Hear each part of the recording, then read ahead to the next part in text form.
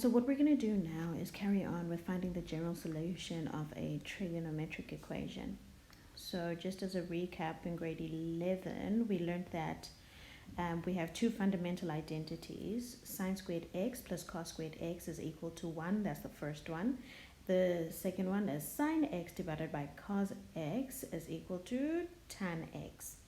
Right, so we're going to use these when we're trying to answer a trigonometric equation, like for example the ones in exercise 6.4. The question we're going to look at is from your Clever Maths textbook, exercise 6.4. This is the last question, if I'm not mistaken. So the question is 2 cos squared x plus cos 2x plus sine 2x minus 2 is equal to 0. So the first thing that you have to identify, and we see it here, is that we have two double angle formulas.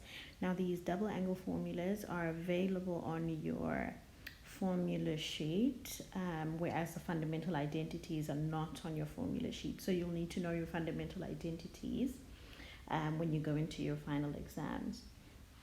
Right, so we know that we can rewrite cos 2x and sine 2x.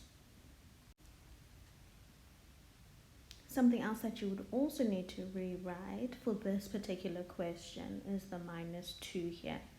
We know that what minus 2 is basically minus 2 multiplied by 1. Okay, I'm just writing the 1 in brackets so you know that, okay, that wasn't there initially, but that's part of our fundamental identity. So when I rewrite the question, it's going to look as follows. You will have your cos 2 cos squared x. We rewrite the cos 2x as cos squared x minus sine squared x. The sine 2x, I rewrite it as 2 sine x cos x. And the negative 2 here is minus 2 multiplied by your fundamental identity, which is sine x, sine squared x plus cos squared x. Remember, all this is still equal to 0. Right. Okay, so the next step is for me to distribute this negative 2 into your brackets here, right? And then to group your like terms. So let us do that. The next line I end up with 3 cos squared x minus sine squared x plus 2 sine x cos x minus 2 sine squared x minus 2 cos squared x. This is also still equal to 0 here. Right. Now, do we have any like terms here? Yeah, we still do. We have the 3 cos squared x minus 2 cos squared x. So that simplifies 2 cos squared x. Then I have my minus sine squared x and the minus 2 sine x. Okay, and the 2 sine x cos x minus 3 sine squared x. That's equal to 0. Now here, this is where I'm going to do what I did in the previous example. Okay, I'm going to say let A equal to my cos x, and then let my B equal to my sine x. Plug them back into your formula, right? I end up with A squared plus 2ba or 2ab, okay, it doesn't matter which way you write them, okay, and the minus 3b squared. This is all equal to 0. Now again, we have a trinomial here. We can factorize it into your two brackets. Okay, it's equal to 0. Factorize your a, factorize your 3b. Okay, 3b and b minus and plus.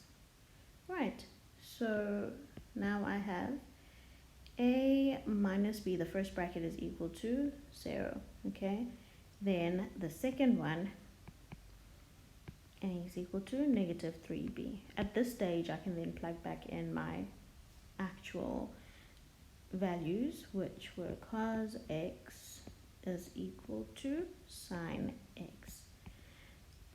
Okay, or cos x is equal to negative 3 sine x. Okay, so we know that from here we can manipulate our equation so that we're left with a number on one side and a trig identity on the other side. So divide both sides for the first one by cos x, right? And I will be left with 1 is equal to tan x. There's my trig identity. For the second one, same thing, right? Divide both sides by cos x. I have 1 equals to negative 3 tan x. Next step again. Okay, divide both sides by negative 3. Tan x, in this case, is equal to negative a third. So I have my two answers here, right? But we now need to express them as a general solution, right? So for this one, okay, inverse tan both sides.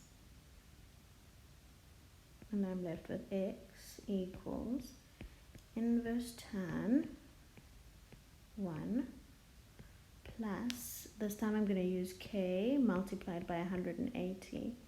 Okay, remember k is an integer. Or x equals inverse tan negative a third plus k multiplied by 180. Same thing, k is an integer. Right. On our calculators, when we do that, we then see that x is equal to, now your question requested that you leave it to 1 decimal place. 45 degrees plus k multiplied by 180. K is an integer. Or x is equal to negative 18.4 plus k multiplied by 180. Again, k being an integer. Okay, so those would be our general solutions, okay, for this question. I hope that makes sense. If you still have problems, please just drop me an email and let me know. Okay.